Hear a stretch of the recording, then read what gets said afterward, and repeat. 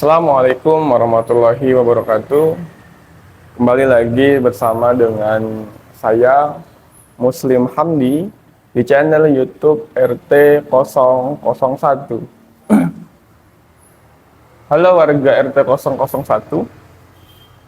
Barusan saya buka berbagai macam situs internet.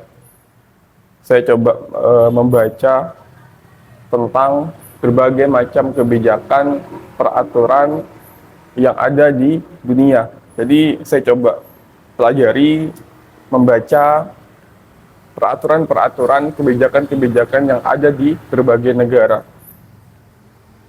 Namun ketika saya membaca, saya menemukan beberapa peraturan, beberapa kebijakan yang bagi saya ini unik dan ya bisa dibilang sedikit nyeleneh kalau bagi saya yang tinggal di Indonesia.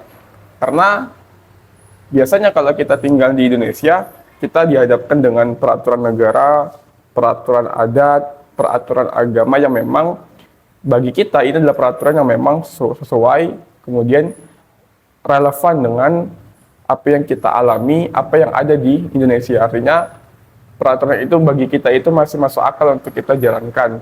Meskipun baru-baru ini di Indonesia sendiri ada peraturan-peraturan, baik itu bentuknya undang-undang, peraturan pemerintah, peraturan menteri dan sebagainya yang bagi kita ini tidak sesuai dengan norma-norma yang ada di Indonesia. Contohnya misalnya terkait dengan yang baru-baru kemarin yang mengalami penolakan yang begitu gila-gilanya gitu loh, yaitu terkait dengan peraturan undang-undang cipta kerja yang tergabung dengan peraturan-peraturan lain yang kemudian peraturan itu secara teori disebut sebagai omnibus law gitu loh. Namun ternyata berbagai macam penolakan yang ada tidak membuahkan hasil. Toh juga peraturan itu sudah disetujui, sudah disepakati, bahkan sudah dijalankan begitu. Namun ketika kita bicara tentang peraturan, saya membaca tadi ada beberapa peraturan unik yang ada di dunia. Yang saya temui ada 10 peraturan unik yang bisa dikatakan itu adalah peraturan yang aneh di dunia yang ada di beberapa negara. Yang pertama, itu ada peraturan tidak boleh memakan permen karet. Jadi peraturan ini itu ada di negara tetangga kita, negara Singapura, negara yang berdekatan dengan tempat saya tinggal, yaitu di Tanjung Batu, Kabupaten Karimun, Provinsi Kepulauan Riau. Jadi peraturan tidak boleh memakan permen karet ini itu dibuat oleh pemerintah Singapura sejak tahun 1992. Peraturan ini dibuat berangkat dari kejadian pada tahun 1991, di mana pada saat itu negara Singapura sedang dalam baru-barunya membangun MRT. Namun dalam proses pengoperasian MRT tadi ada satu gangguan yang terjadi, di mana pintu MRT itu tidak bisa menutup rapat. Ternyata setelah di cross check ada yang menempelkan permen karet di daun pintu MRT tadi, sehingga membuat pintu MRT itu tidak bisa menutup rapat, sehingga mengganggu sistem yang ada di MRT tersebut. Kemudian berangkat dari kejadian itulah pada tahun 1992 pemerintah Singapura membuat peraturan tidak boleh memakan permen karet. Dia tidak boleh menjual, tidak boleh mengkonsumsi, tidak boleh mengedarkan permen karet dan sejenisnya, karena perilaku orang yang memakan ataupun mengkonsumsi permen karet biasanya mereka membuang sembarangan, sehingga itu menyebabkan gangguan-gangguan yang kayak mungkin ada orang yang terpijak, bahkan yang lebih fatal lagi tadi ketika dia mengganggu sistem pengoperasian MRT tadi.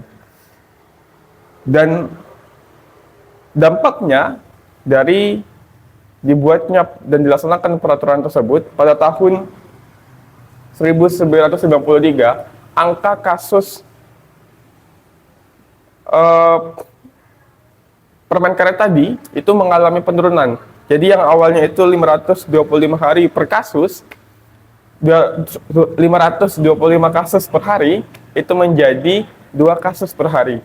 Artinya peraturan yang menidakbolehkan mengkonsumsi permen karet untuk siapapun yang ada di Singapura itu berdampak positif bagi negara Singapura. Selain mencegah terjadinya kasus-kasus ataupun kecelakaan-kecelakaan yang disebabkan oleh permen karet tadi, itu juga menghemat anggaran pemerintah dalam melakukan kebersihan.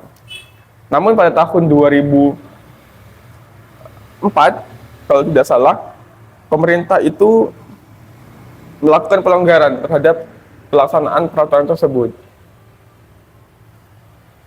Jadi, warga negara Singapura itu boleh mengkonsumsi permen karet, tapi mesti dengan resep dokter. Artinya, orang yang boleh mengkonsumsi permen karet, dia mesti punya izin dan resep dari dokter karena alasan sakit dan sebagainya. Sehingga mengkonsumsi permen karet boleh, tapi dengan catatan begitu. Itu peraturan unik pertama yang ada di dunia. Yang kedua,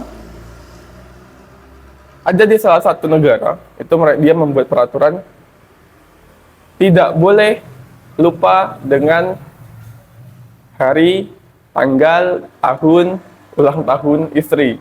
Jadi peraturan ini itu ada di negara Samoa di Oseania. Jadi di negara tersebut, seorang suami itu tidak boleh lupa dengan ulang tahun istrinya. Jadi apabila lupa, maka istri itu boleh melakukan pelaporan terhadap pihak berwajib untuk kemudian suaminya itu dilakukan proses hukum begitu.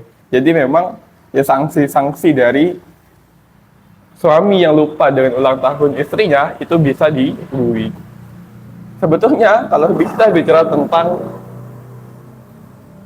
ulang tahun, kemudian ada orang yang lupa, kan memang sebetulnya lupa itu adalah hal yang manusiawi.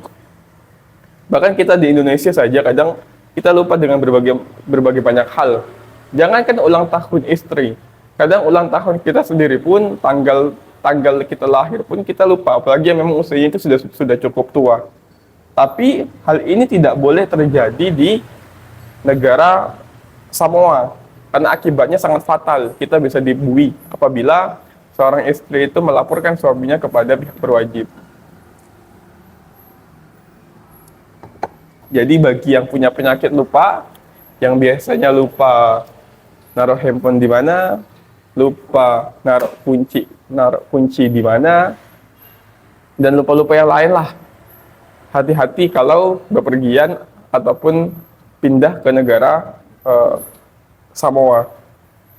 Untungnya kita tinggal di Indonesia, ketika kita lupa dengan ulang tahun istri, mentok-mentok paling kita mendapat omelan, kemudian istri merengut, ataupun cemberut selama 1 hari, karena suaminya tidak mengucapkan ulang tahun, ataupun tidak memberikan kejutan di hari yang menurut dia itu adalah hari yang spesial, begitu. Itu untungnya kita yang tinggal di Indonesia.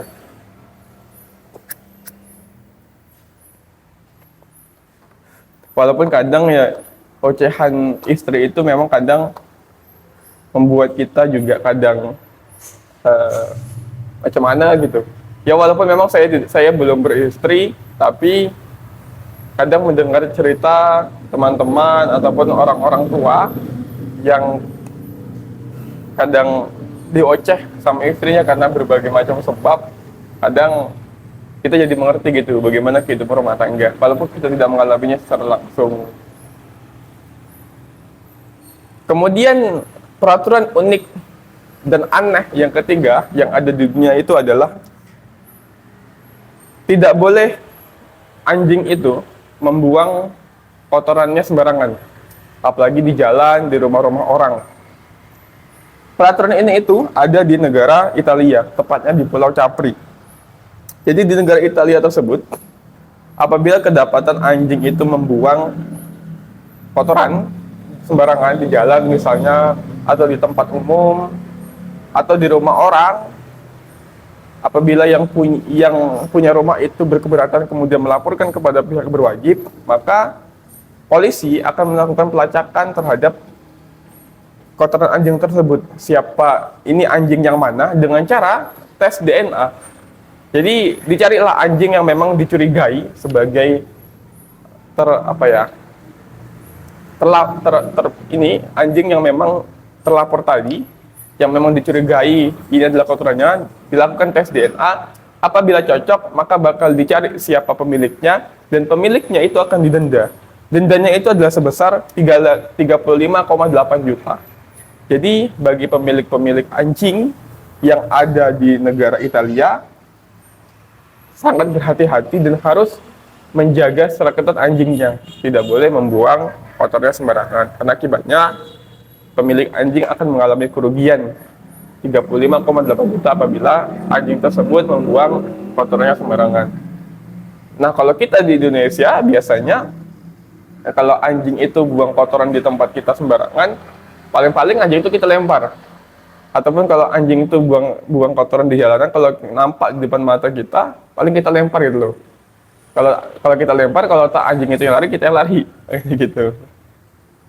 Itulah untungnya lagi kita tinggal di Indonesia. Jadi terkadang banyak pemakluman yang kita berikan. Namun tidak menutup kemungkinan terjadi di beberapa wilayah di Indonesia yang kedapatan anjing itu membuang kotoran sembarangan di rumahnya, kemudian pemilik anjing dilabrak sama yang punya rumah sehingga terjadi konflik, cekcok lah begitu.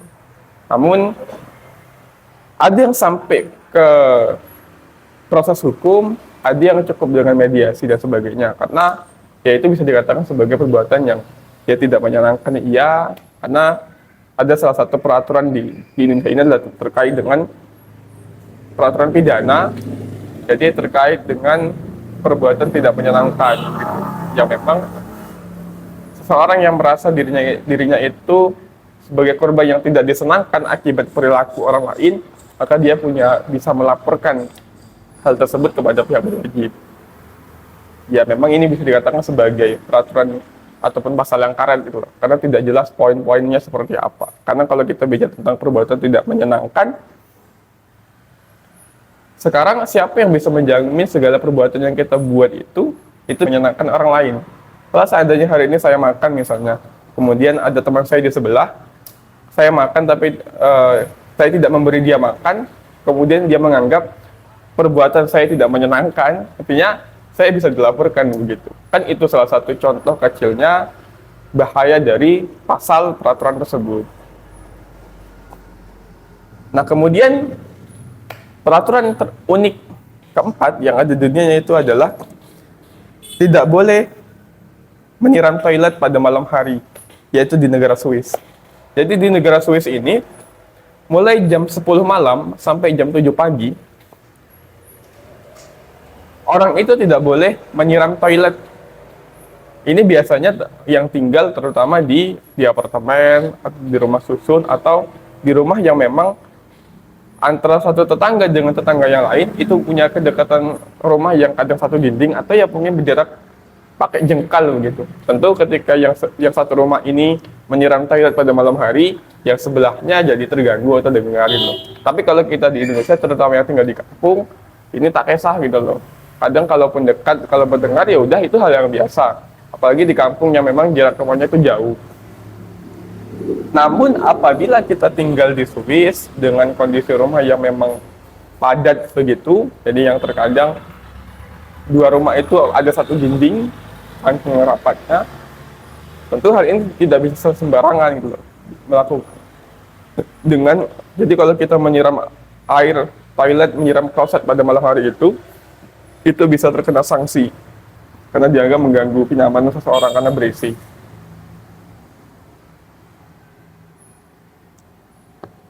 Jadi kalau yang tinggal di Swiss,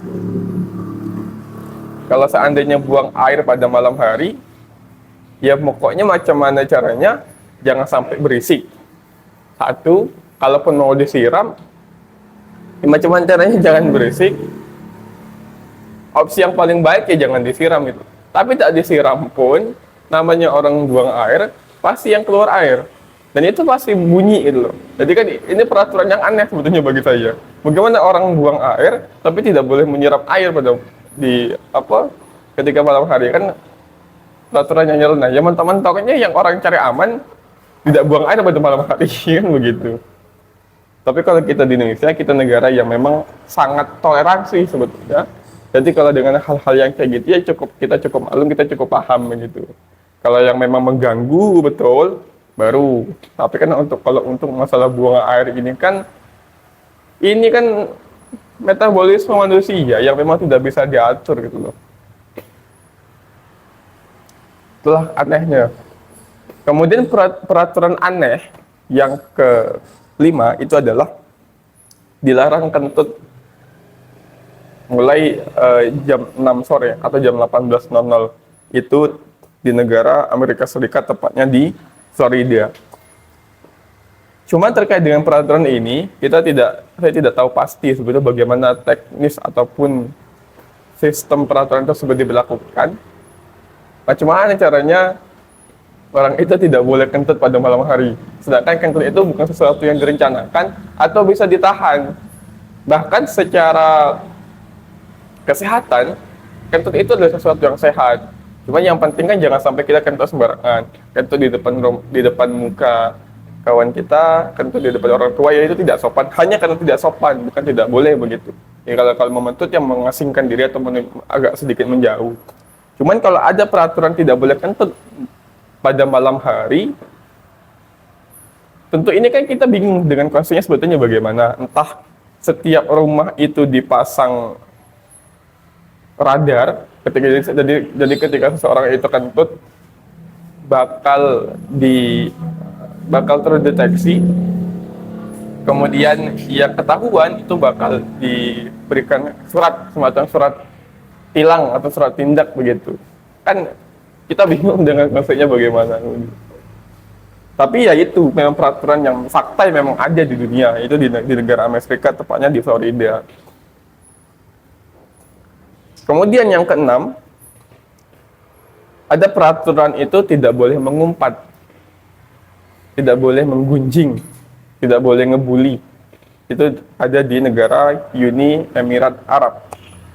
Hari ini dibuat karena mengumpat ini dianggap sebagai merendahkan martabat orang, merendahkan kehormatan seseorang, dianggap menjatuhkan harga diri seseorang, sehingga ketika kedapatan mengumpat, maka sanksinya itu bisa didenda, dipenjara, atau bahkan dideportasi dari negaranya begitu. Namun sangat beruntungnya kita yang tinggal di Indonesia yang memang kadang kita tidak lepas yang dari namanya mengumpat setiap hari. Mau yang kita umpat itu adalah orang yang kita kenal atau yang tidak kenal. Kalau orang yang kita kenal sudahlah. Kalau kita nongkrong ataupun kita ngumpul dengan kawan-kawan, pasti tidak jauh dari yang namanya umpat-mengumpat gitu. Karena juga saya pernah mengalami sebagai korban ataupun sebagai pelaku dari umpat-mengumpat tersebut. Namun kita menganggap itu hal yang bercanda saja, walaupun kadang berlebihan. Ya memang walaupun kadang ada orang yang tersinggung ataupun sakit hati dengan umpatan atau kuliah seseorang. Bahkan kadang kalau kita duduk aja, entah itu di tepi jalan ataupun di depan rumah dengan kawan-kawan lagi nongkrong misalnya, ada orang yang lewat yang tak kenal, ada keanehan sedikit yang dia buat, pasti kita umpat.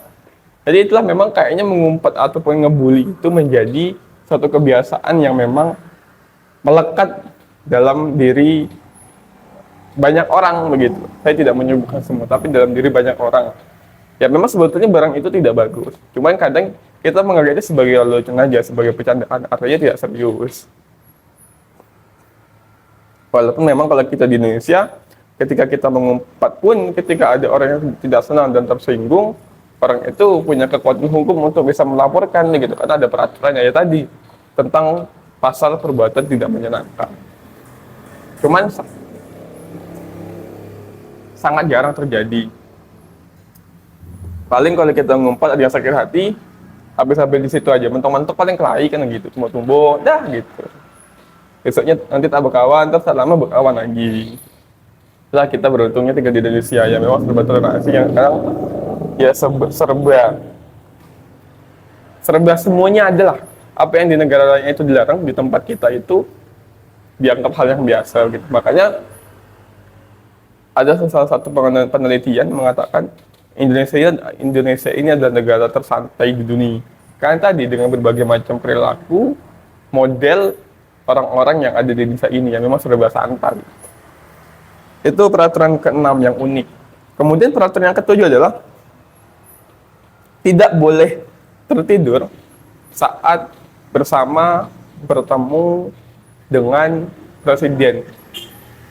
Jadi peraturan ini ada di negara Korea Utara. Negara yang terkenal dengan negara diktator. Artinya negara ini cuma punya satu kebenaran, yaitu kebenaran presiden, yaitu Presiden Kim Jong-un terutama. Presiden yang sangat punya ciri khas dengan gaya rambutnya, yaitu Kim Jong-un, yang memang presiden yang otoriter. Jadi Kim Jong-un ini membuat peraturan ketika dia berbicara tidak boleh ada satupun orang yang tidak mendengarkan yang tertidur. Jadi tidak boleh ada yang tertidur ketika Kim Jong-un ini sedang berbicara. Karena sanksinya bisa sangat fatal, bisa sampai dieksekusi mati.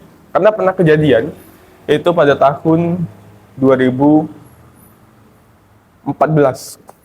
Jadi saat Presiden Korea Utara itu berbicara, kemudian salah satu menterinya itu tertidur.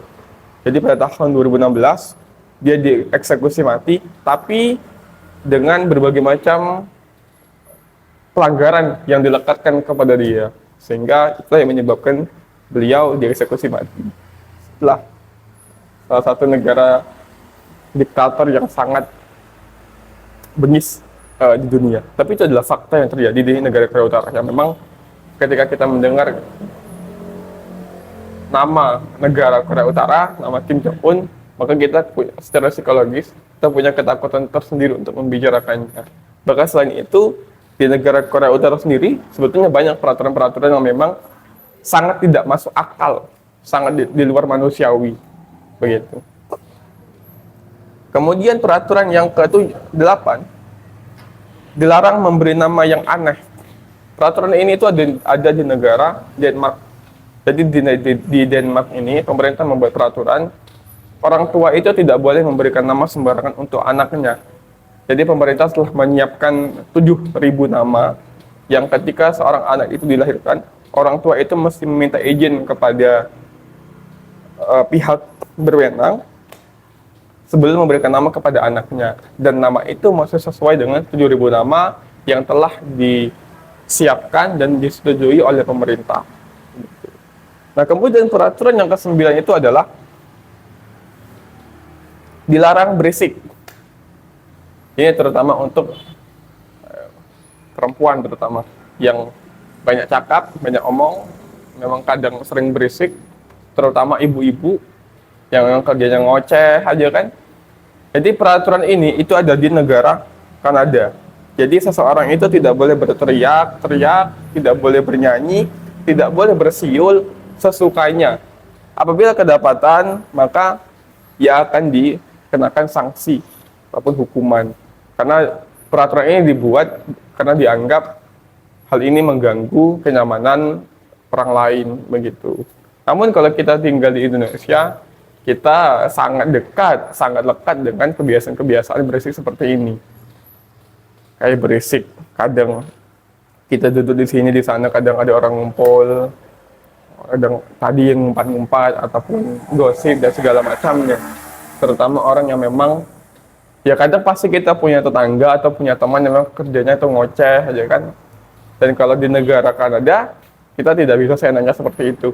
Beruntungnya lagi kita tinggal di Indonesia, hal semacam itu kita tidak dikenakan sanksi kalau memang tidak ada yang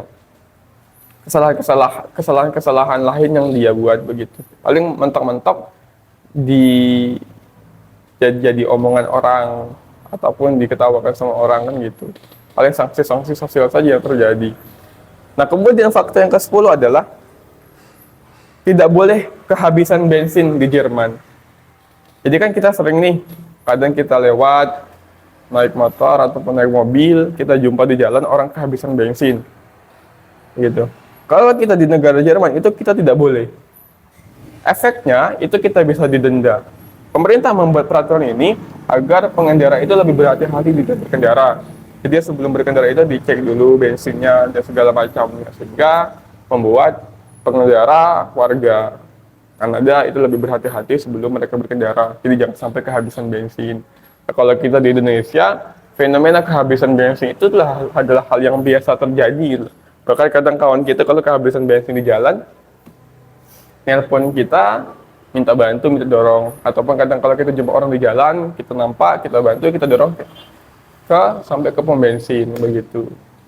Bahkan kadang ada yang laki-laki bawa pacarnya ataupun ceweknya jalan, tapi kehabisan bensin di tengah jalan, itu adalah hal yang memalukan. Jadi sanksinya tidak sampai sanksi denda atau sanksi penjara, tapi lebih kepada sanksi sosial. Malu dengan ceweknya, malu dengan orang yang nampak, kan begitu. Itulah tadi 10 fakta, 10 peraturan terunik dan teraneh di dunia yang saya dapatkan dari berbagai macam situs, berbagai macam referensi yang saya baca. Ini tentu versi saya sendiri. Kalau seandainya kawan-kawan punya versi sendiri mengenai peraturan yang terunik, terlucu, ataupun teraneh di dunia, bisa kita diskusi, bisa kita bahas, atau bisa kawan-kawan sebutkan langsung melalui kolom komentar, sehingga ini bisa menambah wawasan saya sendiri ataupun wawasan kawan-kawan lain yang mungkin nanti menonton. Oke teman-teman, terima kasih. Assalamualaikum warahmatullahi wabarakatuh. Sampai jumpa di video selanjutnya.